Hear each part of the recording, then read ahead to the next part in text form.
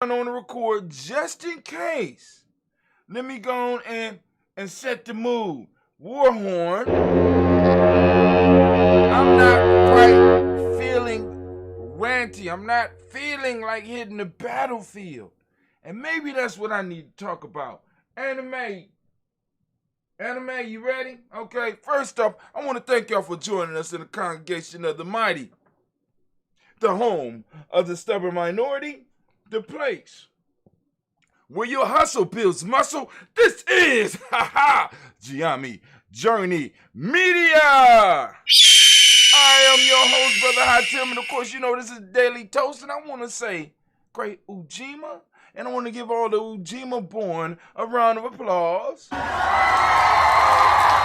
you know that this is a Heart of a Simba production. All day, every day, where we strive to blow up your old paradise. Oh, man. So, let me try to Warhorn one more time, because I'm not really feeling in battle mode. The Warhorn sounds and I'm sitting, not moving into battle. Is this a description for some of our lives? The Warhorn has sounded. I need to practice with my left hand. See, we got our cups here, Giami. We got cups. You know what I'm saying? The Warhorn has sounded. But many of us are not ready to engage in the battle. Just don't feel like it. But the battle is coming to us.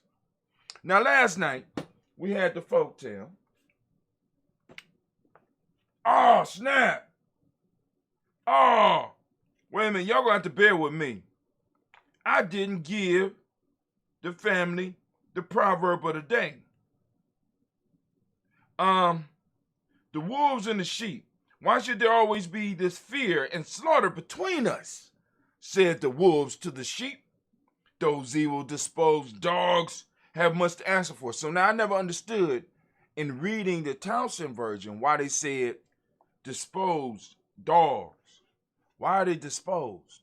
You know, disposed means thrown away.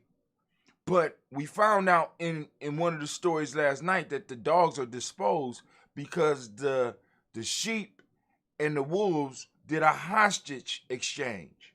The wolves gave their babies and the sheep gave their dogs. So the dogs are disposed. They always bark whenever we approach you and attack us before we have done any harm. If you only dismiss them from your heels, there might soon be treaties of peace and reconciliation between us. The sheep, poor, silly creatures, will easily beguiled and dismiss the dogs, whereupon the wolves destroyed the unguarded flock at their own pleasure. Now, what I forgot to do, and I'm going to do it with y'all on here with me right now as I go through my rant, because like I said, the battle horn is sounded, but you are not moving into action because you believe that you have a choice. You believe that just because someone acts as a gentleman, that they don't have your destruction in their mind. One of the things that I have to make sure that the young men, and well, let's just say the warriors in Giame, learn how to break from is societal conventions. There's a movie that I heard about where there were a group of robbers that used social conventions to totally rob and murder people. They would come to your house and the whole conversation would start with them borrowing an egg. And because the person that was being targeted didn't want to be rude, would allow them to progress with their plan.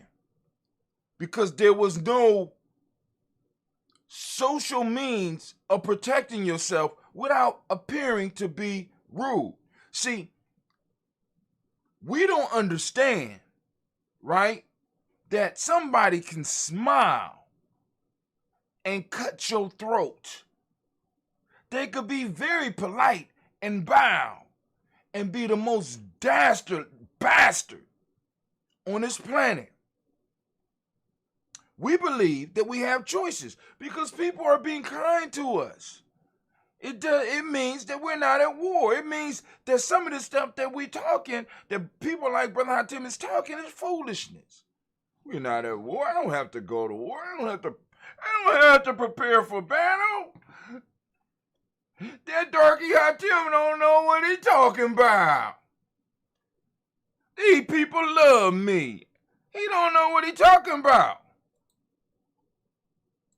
But please understand that the ones that were at the head of this human cargo trade were gentlemen.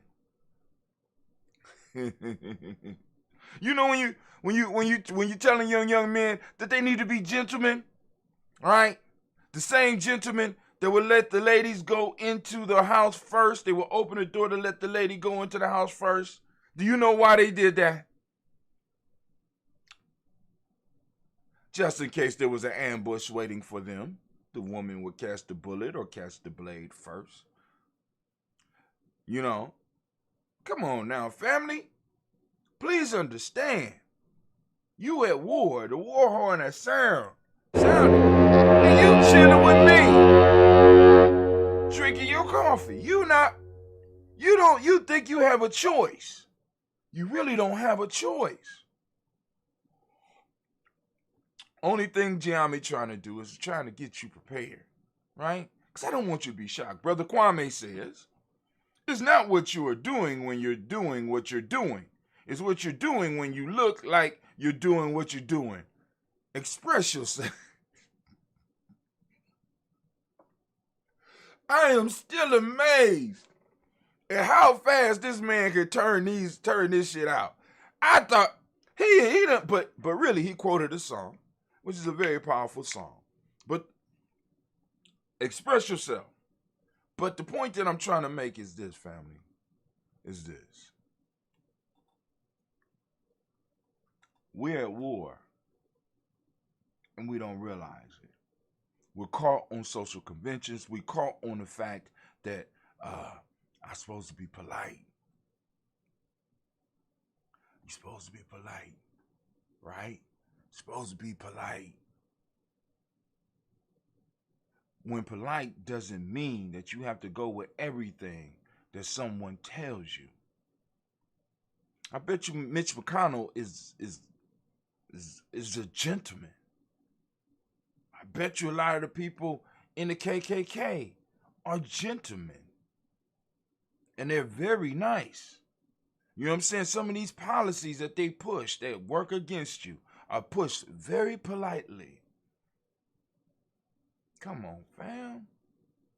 But we go with social conventions and we get fooled and we think that because it's polite, that is going to be all right for us. In many ways, slavery was very polite.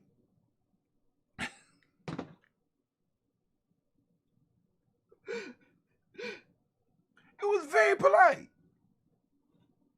You know what I'm saying? It was very polite when they put your ass on the auction block. It is a very polite thing when they ask you to do work that didn't benefit you. Very polite. You know what I'm saying? Very holy. I mean, you wouldn't expect the behaviors from certain people, the way they talked about their relationship with God and the way that they treated her. You don't expect those type of behaviors, right? The social convention, you get caught up in that. You look at it and you get fooled. But the war horn has sounded. Where are you? Are you preparing yourself for battle? Where your tribe at? Are you preparing yourself for battle? Are you preparing your family for battle? Do you got your tribe to protect your family? Because that's where we got everybody at. See, because I was listening to two young dudes talk last night, and they was talking about their kingdoms. And I'm like, man, everybody want a kingdom. But y'all ain't really talking about kingdoms. Y'all talking about tribes. Y'all got it totally confused. Y'all talking about tribes. Y'all not talking about kingdoms. Family. Stop talking. Get off the king shit. Get off the pharaoh shit. Get into this tribe shit. Right? Families coming together. Because you can't. We want to jump right to empire. We want to jump right to king. No, dog. You got to start with the tribe. Basic building block. Tribes move up and tribes move down. So from the tribe position, you're able to move up as a group and you're able to move down. What do I mean? From a tribe perspective, once again, let's go through the Genesis, right? Before there was a family, there was a tribe. The tribe enabled individuals to come together as a family and be able to operate safely. So there was no family prior to tribe because one man can't protect his family. Oh, he could pull out a blade. He could try. Oh, don't get me wrong. You could try. But 10 of you, 10 of you coming and working together and having your families together, having your families intermingle together makes it possible for everybody to be protected and you have a better chance of survival.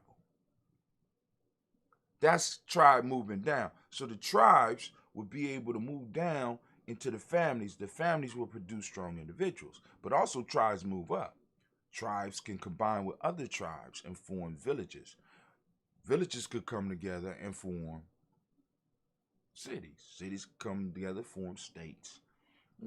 States can come together and form nations, and then we get into kings and shit like that, blah, blah, blah. You know what I'm saying? People be putting a cart before the horse. Warhorn is sounded. We got people trying to be kings without kingdoms, and we got queens trying to be queens without queendoms. Shit, the dome. You know what I'm saying? The dome. Where's your dome at? You a king, but where's your dome? Where's your land? Where's the property? Where's the people?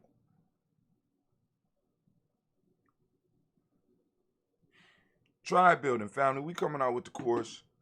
We're not playing here, Gianni Journey. We're gonna spread this wisdom, and as it spreads, I want you to watch how shit starts to change for us as a people. Anyway.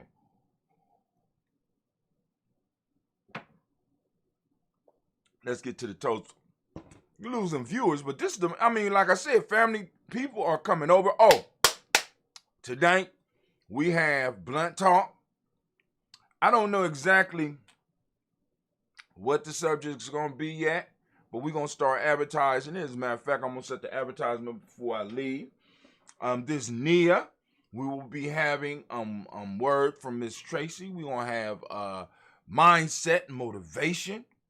Miss Tracy is making some power moves, right? You know what I'm saying? Miss Tracy is making some real power moves, and I'm sitting up here like, wow. You know what I'm saying? You know what I'm saying? She ain't just talking to mindset motivation. She living the mindset motivation. So like I said, family, listen, this tribe shit works. Y'all better leave me. Y'all better stop playing. Dome used to be a word for mine. He said dome used to be a word for mine. Okay. Hey. King mine, huh?